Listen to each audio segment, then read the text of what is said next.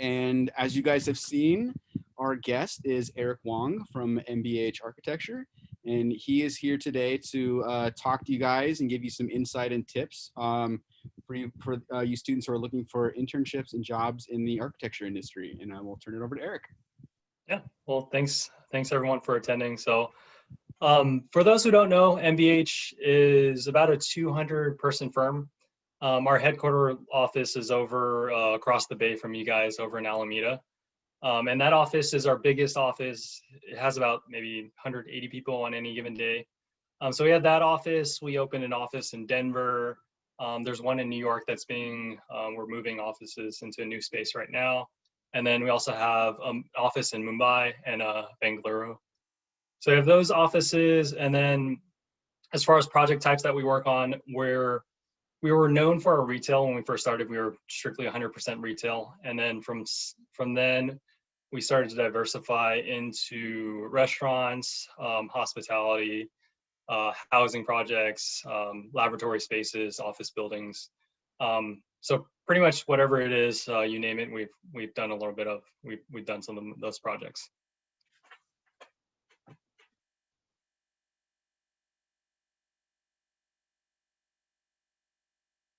And I want to add really quick that MBH Architects is our longest partner in recruiting CCA students. Like they've been around with our team beyond us, so over 10 years, or at least 10 years. So thank you, MBH Architects, for that.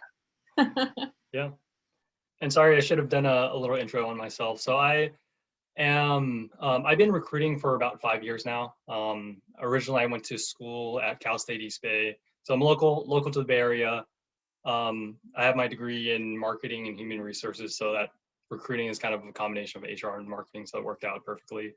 I started in engineering, worked there for about 2 or so years, doing recruiting, and then I moved over to MBH and been recruiting there ever since. And it's been really great so far. I can say, working with architects has actually been a lot more fun than engineers. Sorry if that offends anyone chiming in, but it's I love the creativity that everyone from the architecture industry brings, and a lot more fun. Yeah.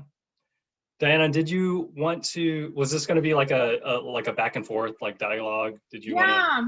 Okay. So if that's okay, we can have the questions that I asked you, and then I can ask, and then we can also have students ask questions. Sure. So just really quick, I have a kitten who is a little loud today, so hopefully she won't interrupt too much, but she's asking Erik questions too in her way. So one of the questions we had as we're connecting with MBH, and specifically Erik, you've been our longest partner, is we wanted to know how has COVID changed architecture industry from your perspective? What changes have you seen given the last 6 months? Mm-hmm. I think just architecture is really, it's a service, it's a client focused thing. So it's really dependent upon the people that need to create something or build something. So ever since COVID started in March, a lot of our projects were put on hold. A lot of the people that were planning to build something, whether it's like retailers, whether it's housing projects, people, the people who had the money to invest in things were, they're uncertain of what's going to happen in the future. So a lot of our work actually went on pause. Mm-hmm. So that was, kind of the whole world just went on pause.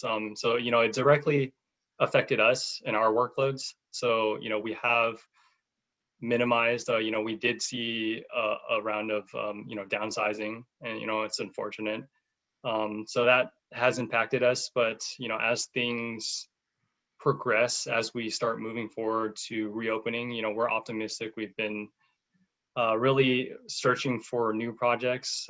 We have a few companies in our portfolio that aren't really affected by the economic conditions, like our luxury retailers, for instance. People with money, typically hold on to it and are willing to spend, no matter what the circumstances are. And we also have, cheaper, lower end retailers like the dollar store that are, always going to be, producing or doing really well in lower economic times. So as far as our hiring efforts go, everything has kind of been put on pause, and especially since we do a lot of work in person, and there's a lot of synergy with those that you're working around. It's hard for us to just bring someone brand new, fresh, into a remote environment rather than working in person with someone else. Can you elaborate a little bit about that? I know we've gotten a lot of questions from students about, like, are people hiring interns? Are they hiring new professionals? Mm-hmm. You've kind of alluded to that a little bit. Yeah. Can you expand on that? And are you going to be hiring within the next 6 months? When should people expect to see more hiring in architecture? Mm-hmm.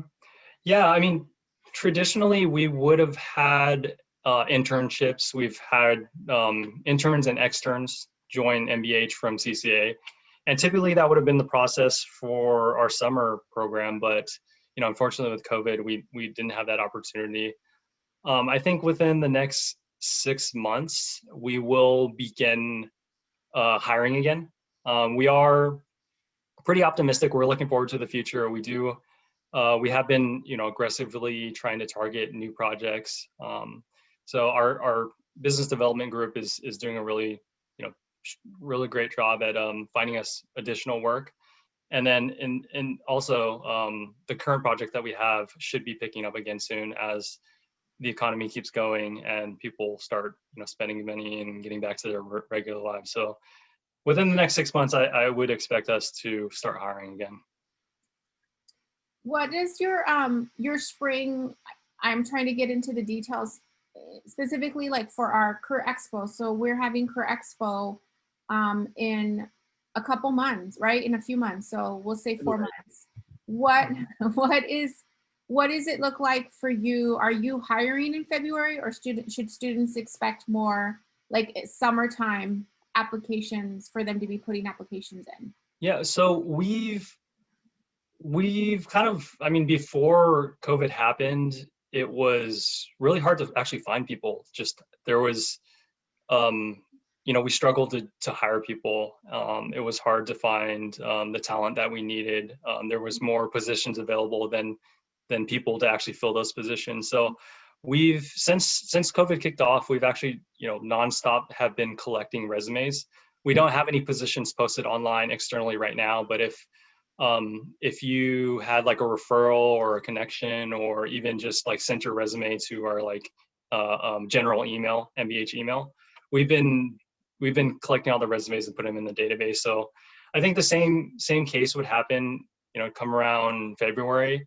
We don't really have a set timeline, or we don't really have a set date on like when we will exactly begin hiring, but we are optimistic that we will be hiring in the future.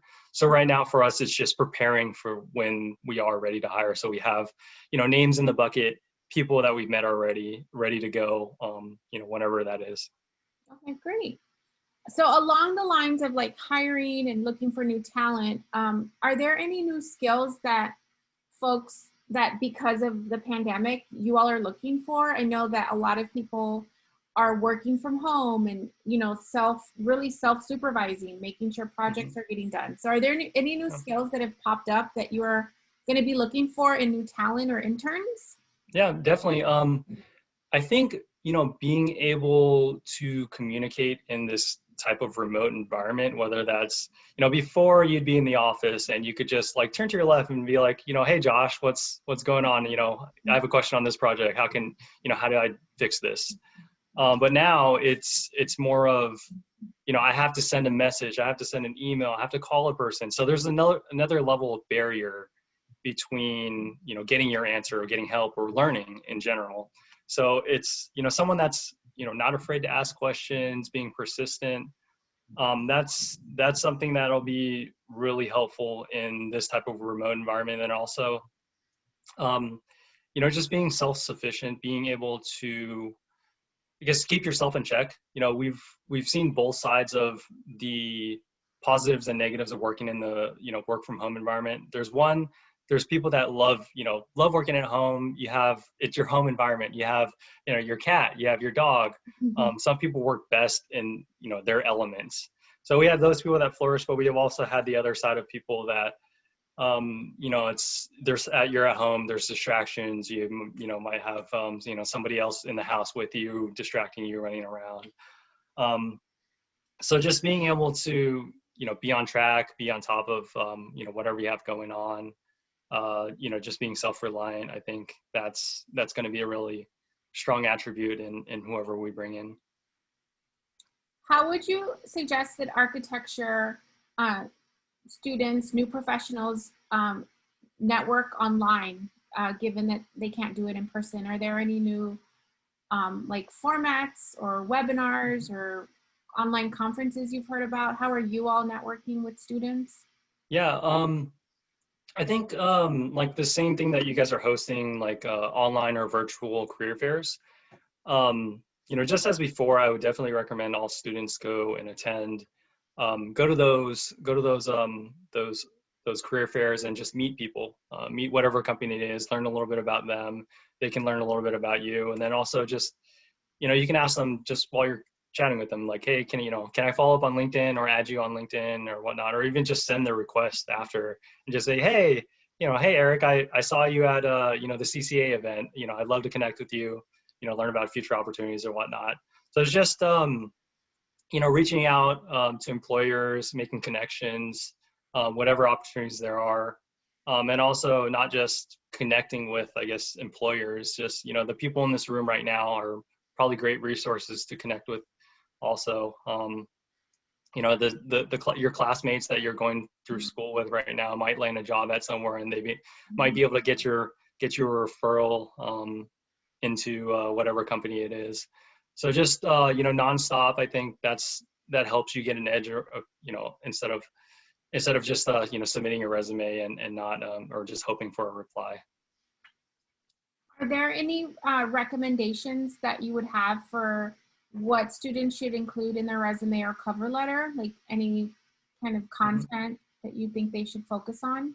Yeah, I think as far as content in the resume goes, a lot of, I guess, students, you have to look at your resume like it's your first impression that you'll make on somebody.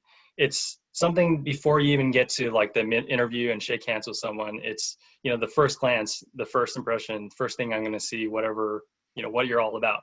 So you really want to dial in your resume. You really want to make sure it's polished. You want to make sure there's no typos. Want to make sure it accurately represents who you are.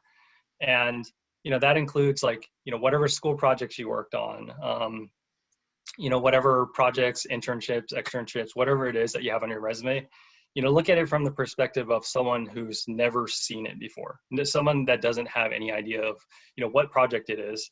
When I'm looking at resumes, I want to know, what project you worked on, what you contribute, what were your challenges that you faced, what are some things that you learned, what are some skills that you used. So that's just, as far as building out content, I think that's a good strategy to go forward with, and just try to display your knowledge, your skills, your abilities through your resume. And then cover letter gives you an opportunity to show a little bit more of who you are. Those can be personalized. You can do your research on the company, you can do your research on the position, and write about, the company. Each company has values, each company has a mission. So speak to that. If that aligns with what you are, what you're really passionate about, write about that in your cover letter. And that's really helpful because we're looking for people that are aligned with our goals, our mission. And if you fit that ideal profile, that gives you an edge against someone else. So this week we've been doing Recruiter Week, and last week we started with LinkedIn was virtually gave a presentation on how to create a profile. Can you tell us from your perspective, how important is LinkedIn now? How has it changed how people are like connecting and networking? Mm-hmm. Yeah, I mean, our our search for candidates was a mix of Indeed and LinkedIn. And within the past year, we've actually migrated over to 100% LinkedIn. So it's really important to have a well built out LinkedIn profile if you're looking for a position.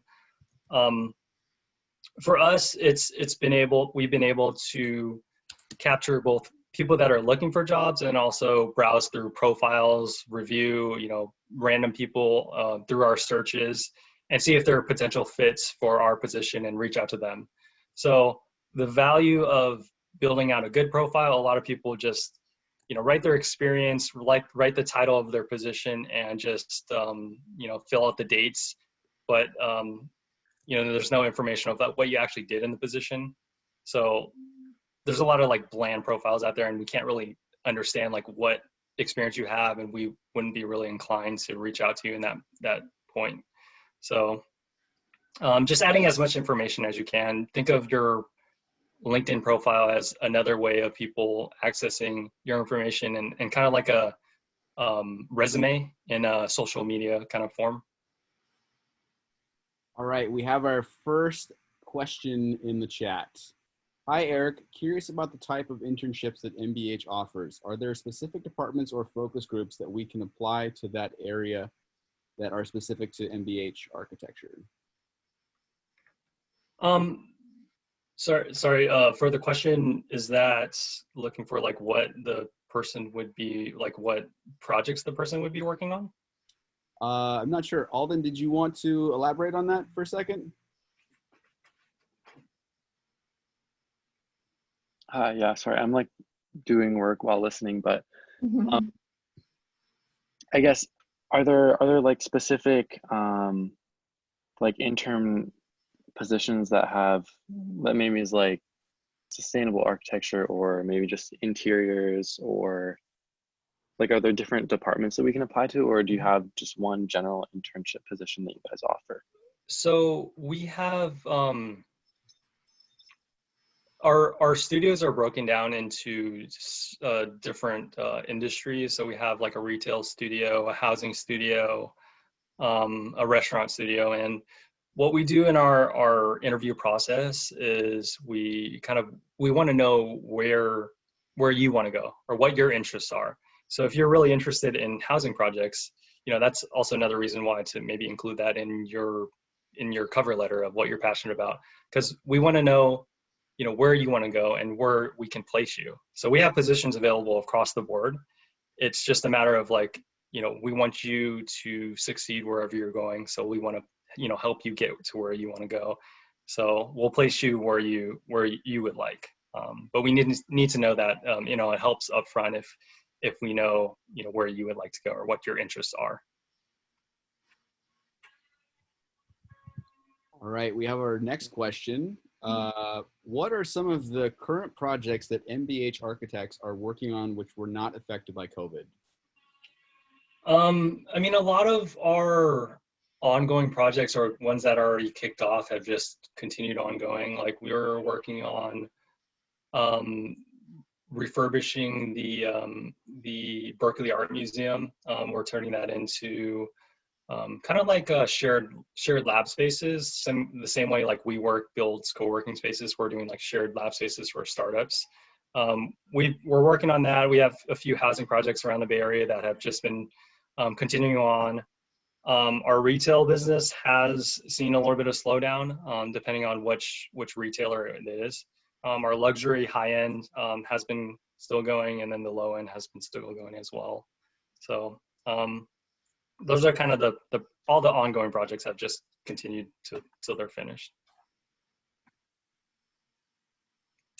We have I have a few more questions, but folks who are participating, if you want to ask more questions in the chat, feel free to do that. We welcome the dialogue. So one question we've been hearing from students, and obviously they know that the hiring process is most likely virtual. So how has your hiring process changed, interview process, and what suggestions do you have for preparing to interview virtually? Mm-hmm. Yeah, I mean, 100% of our interviews right now are going to be remote, and it's going to be well, first interview is a phone interview, and then second from there on is video interview. So that's our process. So just recommendations is making sure, you know, you test out your video feed, make sure you have good internet connection. It's real, like we've encountered situations where like connections were dropped, and it really just interrupts like the overall experience of getting to meet someone, getting to know, you know, what they're about. So just, you know, testing out your internet and video feed. Also, you can kind of look at, you know, Josh's background, my background, Diana's background. There are stock backgrounds you can kind of put up behind you to you know, if you guys could see behind me, there's probably a pile of laundry that I need to put away, but you can't see that.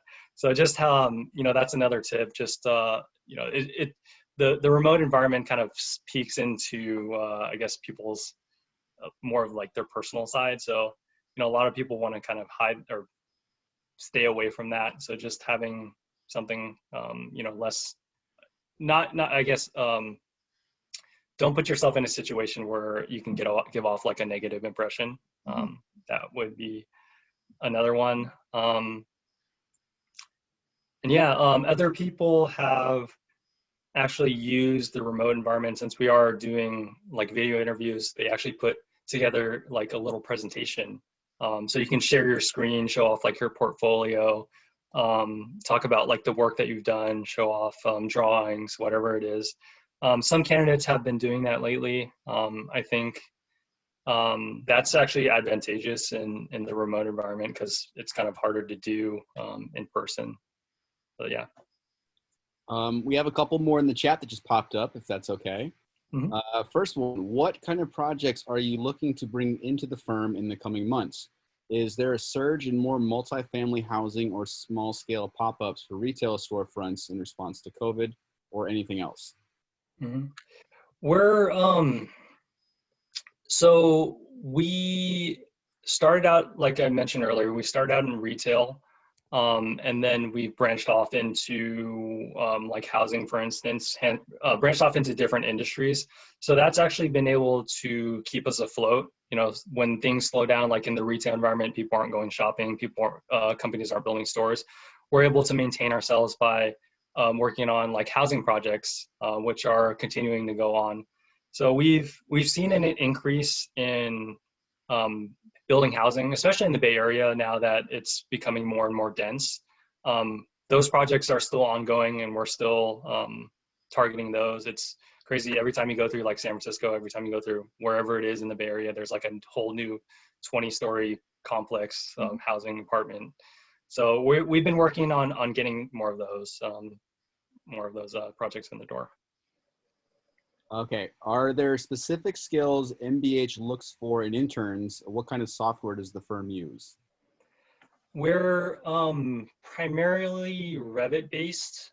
We have some projects that do like a combination of Revit and CAD, but I would definitely recommend studying and taking whatever courses there are on Revit. That's our primary software that we use. And then as far as skills go, kind of touched on this in another question, just being reliable, being able to self-manage, being able to take care of yourself, you know, without someone kind of looking over your shoulder or, you know, someone being there in person. And then also, you know, ask questions, not being afraid to ask questions, you know, raise your hand, reach out to your manager, reach out to your coworkers. Definitely, you know, someone that wants to learn, and to learn, you kind of have to ask questions. So I guess, you know, reaching out and willing to take on challenges and, you know, acquire knowledge wherever they can. And then we have a sort of career development networking style question for you. Would it be okay if we reach out to you personally for an informational interview? If so, would you be able to share your email or LinkedIn information?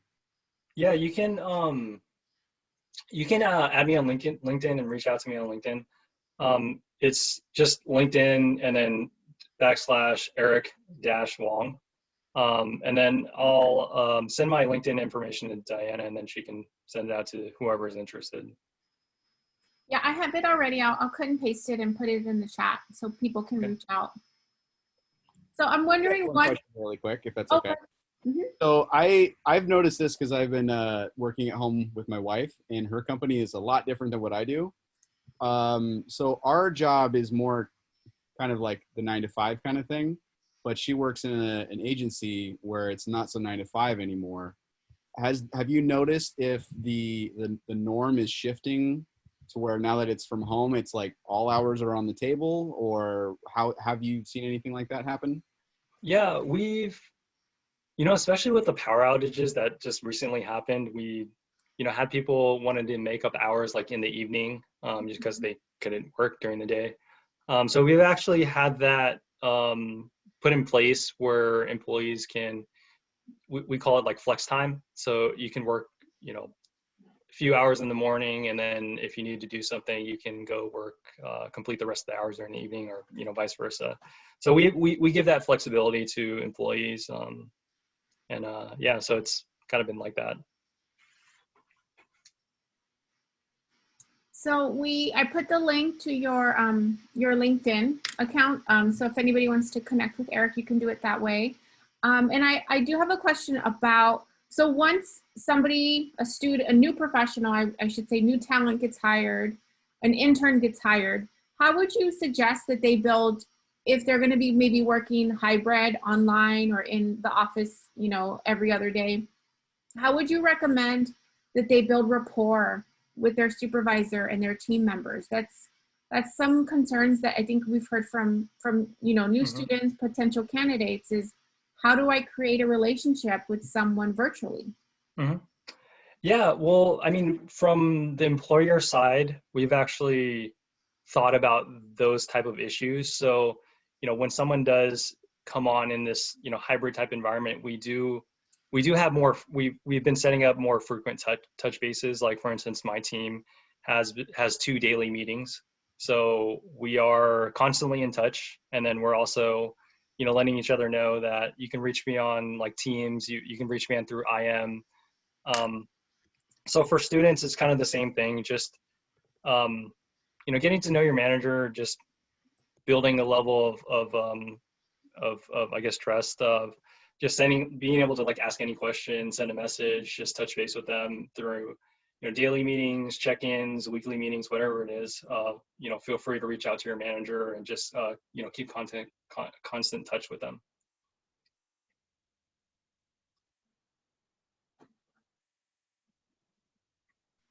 Let's see. One more question. Sorry, I'm looking at my little screen here. Oh, there's a question in the chat. So you want to ask that one, Josh? Sure. Hi, Erik. I have 10 years of experience in art and architecture, but I went back to school to earn my master's degree in architecture. I found it challenging to get back to the market, though, and probably the only path is to start as an intern again. Can you tell what are the aspects you may be looking for in candidates like me, like myself? I think if you had 10 years of experience before, like if I was looking at your resume and you had 10 years of experience before, I wouldn't, I guess the internship would be, below your level of experience. So I think it would be more, you'd be more inclined to be hired for like a higher level position. So I'm sorry, I can't really, I guess, maybe speak to that question, because I feel like for us, if we were put in that situation and we came across your resume, we'd most likely bring you in at one of our like full-time or higher level positions, higher level roles. We have somebody raising their hand. Yeah, it's me. Hi, Erik. Hey. Nice to meet you. Thank you for the wonderful insights. I was just wondering about, like, does MBH encourage more of a professional development or learning credentials within the department, or for the newcomers or maybe interns? Yeah, company-wide, we actually have a committee that's called Continuing Education. So we have a committee in our firm that's dedicated to helping people, progress in their careers, progress in their knowledge. So for instance, if you wanted to become a licensed architect, they put together like informational sessions to tell you like what are the steps to get you where you need to be. There's someone there that guides you along for that process. They set up like study groups. People have study sessions. It's easier to like group together, and everyone kind of works together, pushes each other towards the same goal. So we've had that system in place.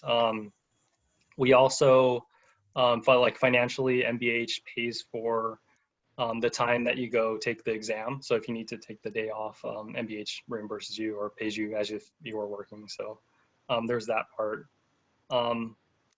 So yeah, I mean, we do have like a foundation of continuing education and promoting professional development. Right. One more quick question. How is an ideal candidate in maybe in a role of architecture or designer, as an urban designer, maybe look like within the company? I think especially when you're first coming into, coming into your career and kicking your career off, it's really about, absorbing as much knowledge as you can. So it's being proactive, putting yourself in difficult situations, raising your hand. We're willing to give you as much as you can handle. So, if you want to reach out, if you want to push yourself, if you want to, try to learn more, we have systems in place to give you those opportunities. And then also like, that helps, your learning path. So just someone that's really proactive and wants to learn, wants to grow, become better. That's kind of what we're looking for in someone. That's nice. Thank you. Mm-hmm.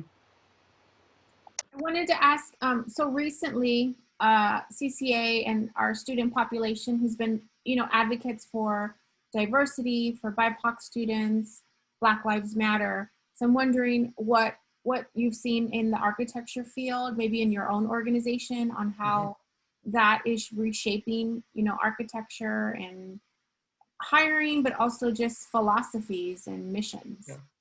Yeah, definitely. I mean, that's, MBH is actually really fortunate.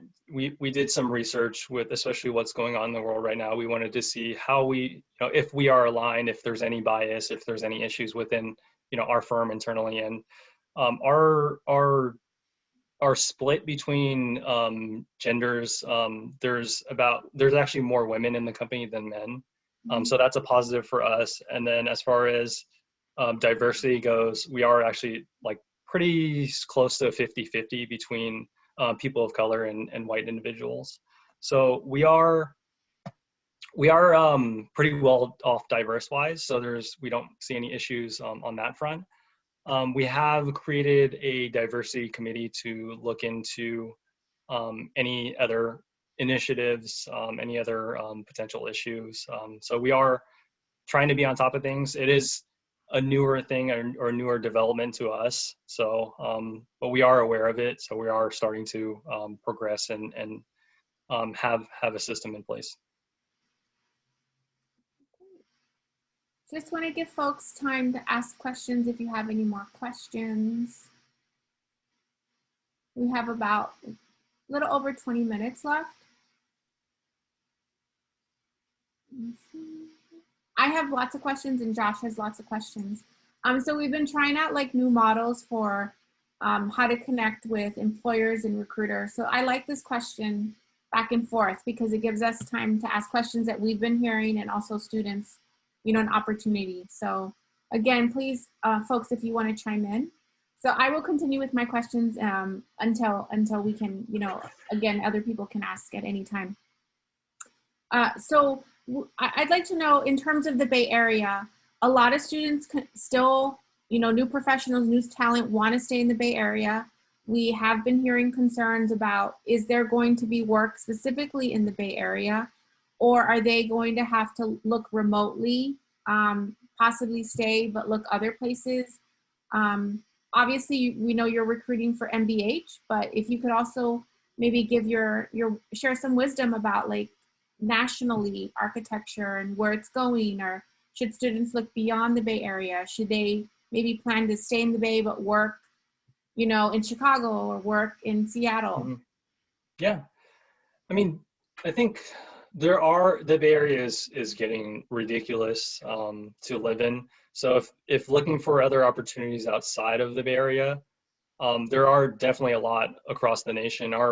our Denver office was created to capture some of the architectural market in that region because the city is up and coming. So, Denver, for example, if you wanted to move over there, there's a lot of housing projects. There's a lot of retail projects that are building up. Companies are actually moving over to Denver because of like the lower cost of living. Like North Face right over here in Alameda, which their headquarters was right over here. They recently moved to Denver. So companies are migrating, and with the companies migrating and with all the building and all the development in all the other different cities, there are opportunities that come with that. So if you wanted to say goodbye to the high cost of living and go live somewhere else, you definitely could make that transition to one of those other places. So we have a question in the chat that you could potentially get answers from both Erik and us. What are some of your suggestions for applicants during a virtual career fair? So I'll let you go, and then we can chime in a little bit too. That's a good question. I mean, I haven't really done a virtual career fair yet, so maybe that I guess maybe when I have one, I'll know a better idea. I think just off the get-go, it's kind of like, I guess it's kind of like a video interview, since most of the sessions that I know in the future that are going to be set up, it's going to be more like a one-on-one Zoom meeting where you can kind of just drop into a Zoom and meet with the person one-on-one. So I guess that's your kind of like 10-minute, whatever amount of time shot at like having like kind of informal interview. So just really be prepared, what, like, have your kind of like your elevator pitch, your elevator speech prepared, just to show off like who you are. A lot of students at the career fairs, when they were in person, like to show off like their portfolios.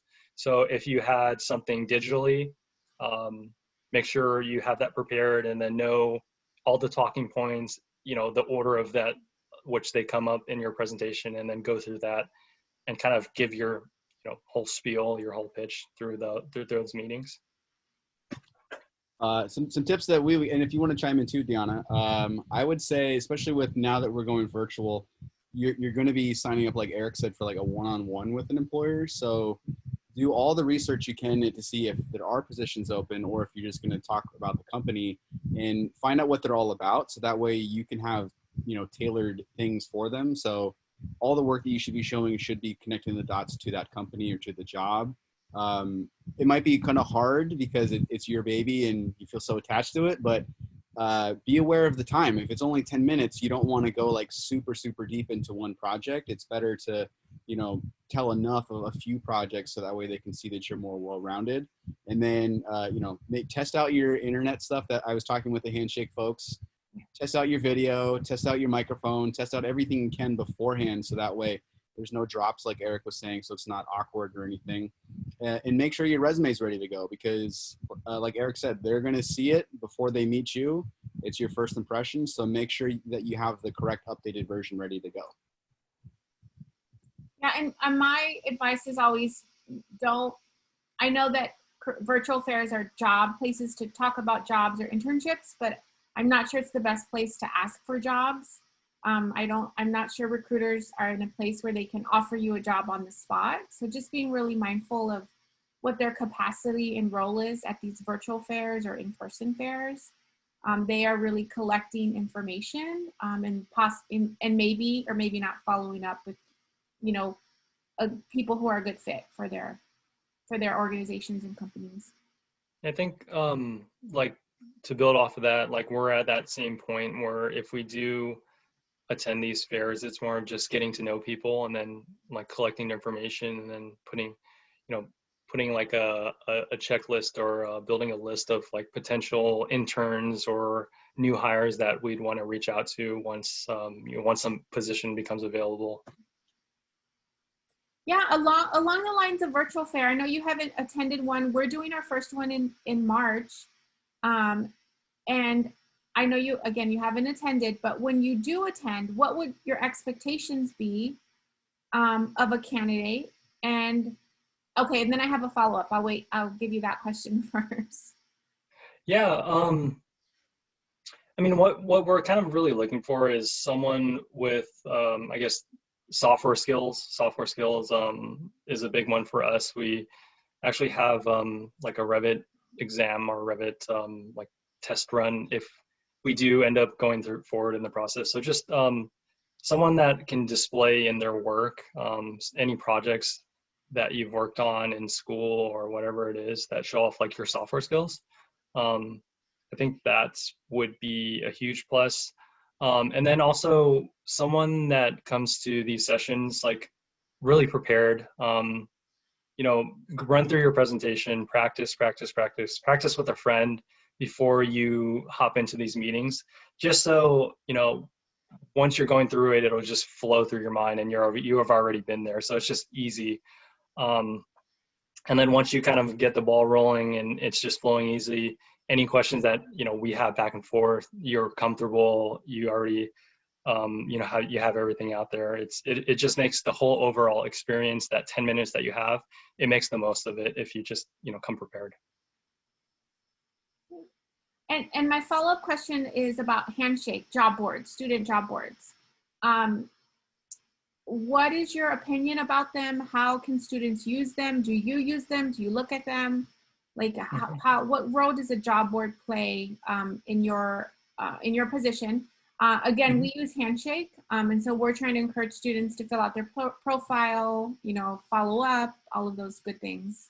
Yeah, we for our positions, we don't use Handshake as much. If it's like we're looking for like an extern or an internship position, then we will post on Handshake. But if it's like if you're looking for like a full-time position, a designer entry-level position, we're usually going to post that on like LinkedIn, because a designer could be anywhere from like, you know, 1 to 5 years, 1 to 6 years and whatnot. So we don't want to just exclude and only look for like college students. We want to like capture the whole pool. So we'll post on like LinkedIn instead. So I think, I mean, I guess, you know, just going back to the question, I think both sources, reviewing Handshake, because I know a lot of other companies, it's another way of getting your information out there or finding jobs. So using both Handshake and external platforms is good practice. That's a really great, like that's really insightful. We do get a lot of questions from like new talent, you know, people who are going to graduate, and they want to know, where do they find the postings? Like they don't know where to look. So it's really helpful. Is there a specific like online space that you share internship information, or is it on your web, on your page? Yeah, a lot. I mean, all companies will have their like careers page that you can always go to and see positions posted. So if there's internships that we have available, they'll definitely be posted on our website. For internships, like I said before, they will be posted on Handshake. Most of the time, internship positions we won't post on LinkedIn, just because we actually have to pay for those. And usually we can target like free job boards or target the schools, and those are the students we really want to capture anyways. So we're usually doing more specific like school targeting through Handshake for internship positions. I just want to make sure in terms of time, we have a little over 10 minutes left, and I want to give everybody a chance to ask questions. So if you have any, please put any in the chat. Okay, great. So Erik, I want to give you this also time just to give, what advice do you have for architecture students during this time to stay connected to the field, to professionals? I think that's a huge gap. It's been a huge gap. Is, you know, normally we have in-person, you know, talks, or we can do a tour, and we will not be able to offer those, you know, for a little while. So what suggestions do you have to stay connected? Yeah, I would definitely recommend, you know, using LinkedIn as one of the platforms that you can stay connected with professional organizations. AIA is a really good one. I would recommend joining that. We actually hosted a virtual office tour. We had a few of our principals talk about what we do at MBH, who we are, and that's like a potential for to learn about companies that you could want to work for, and also an opportunity to like see faces and network with people. So look for those opportunities online. I know a lot of like conferences, webinars, those are available through those organizations. So attending those, and then just like reaching out to whoever's hosting or whoever attended, possibly making connections through that way. Okay, so I have a quick question. This might be a little different since everything's kind of on hold, but previous to COVID, what were your guys' conversions from internships to like full-time employees to, do you guys have any idea what that looks like now or going forward? I don't have the specific numbers on like what our conversion rate. Our conversion rate was pretty high, I would say. Like if we brought in someone for an internship, they'd most likely be offered a position once they have graduated. If all goes well, of course. But it's a great opportunity for one. From the employer side, we get to kind of see your work firsthand, see what you do, what you're about. So if you are able to capture an internship, make sure you stay in touch with that firm or whoever it is at that company once that position ends, just so you can see if there's something available in the future, since you've already been there before and been able to like prove yourself a little bit. And then I think you talked about it very briefly, but how many levels of interviews do you guys do for internships or for jobs? Typically our process is one, it's a phone interview. That's typically with me. And then two would be one with the principal or hiring manager or direct manager. So it's usually 2 stages, phone interview and then in person. And then along with that in person, we typically have a Revit exam. It's not like a pass or fail kind of test. It's just to see like where your baseline level of skill is. We do provide a lot of training for new employees. We understand like once you're coming out of college, you're not going to be a master at whatever it is. So we just want to know like if you do have some baseline skills, if you know how to navigate, then we know what areas to train you in. So just brushing up on those skills, just a recommendation. I have a question about like recruiting. So when do you all anticipate your normal, what's going to be your new normal to be kind of solidified? Are you expecting it to happen like maybe next August? Mm-hmm. Like the recruitment style to normalize, whatever that is? Yeah, well, I have my fingers crossed, and I'm hoping things go back to normal within the next, let's say, 6 months or so.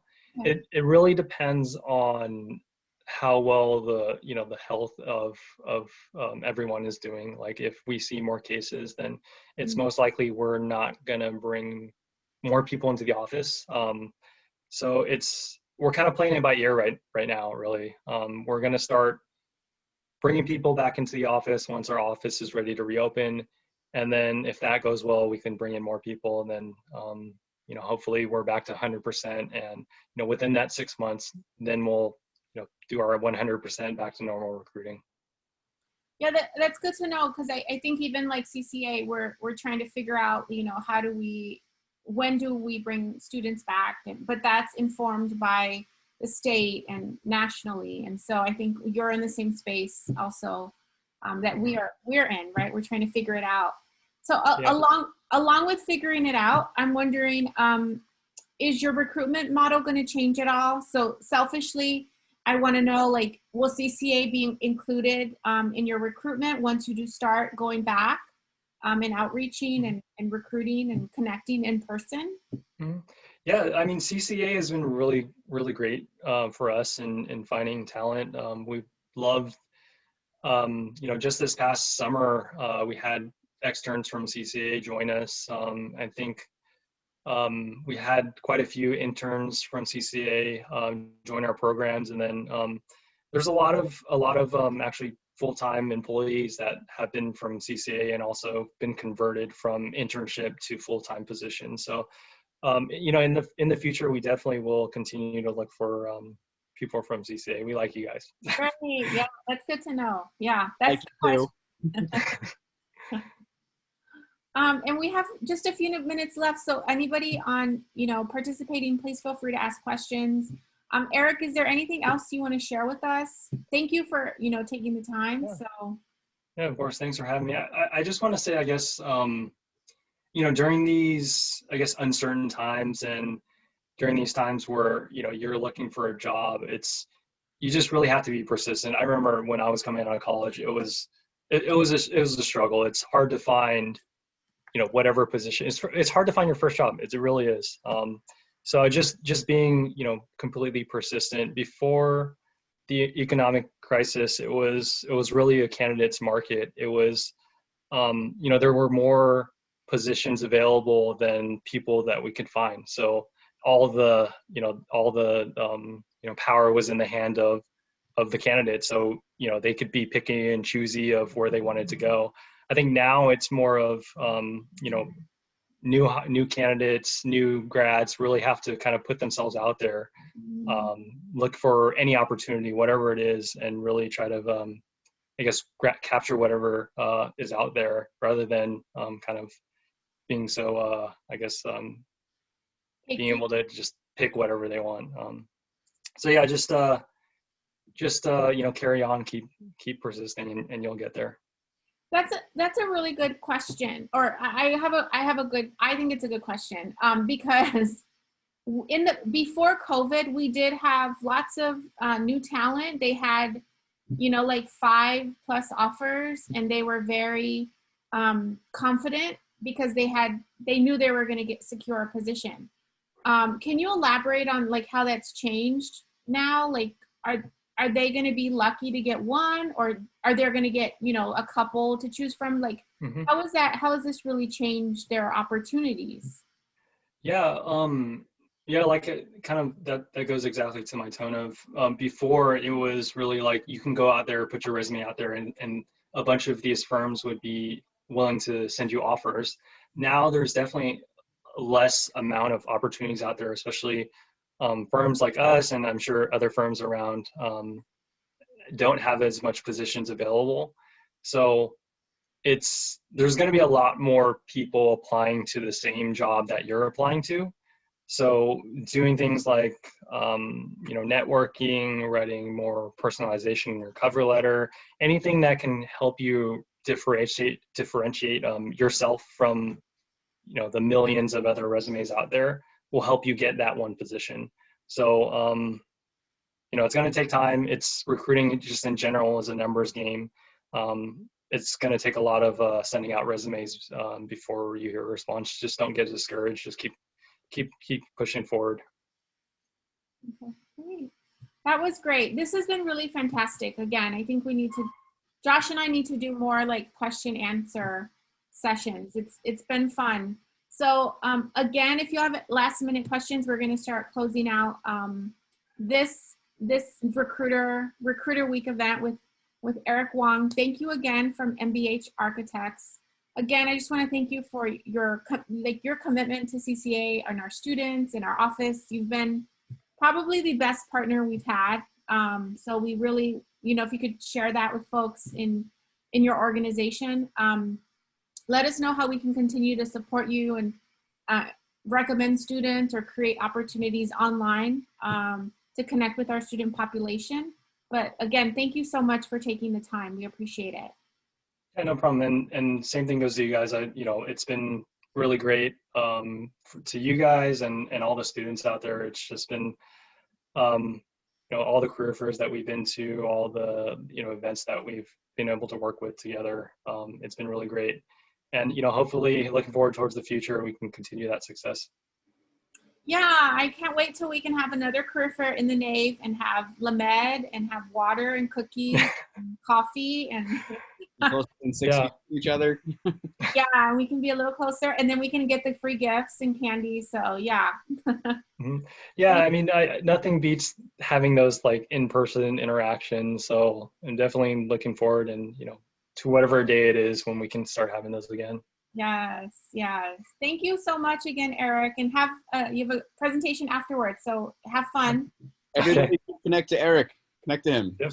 Start or continue your networking. I expect whoever's in here to send me a request. Yeah. Thank you. Okay. Have a great day, everybody. Thanks, Thank you. everyone. Bye, Erik. Take care. Take care.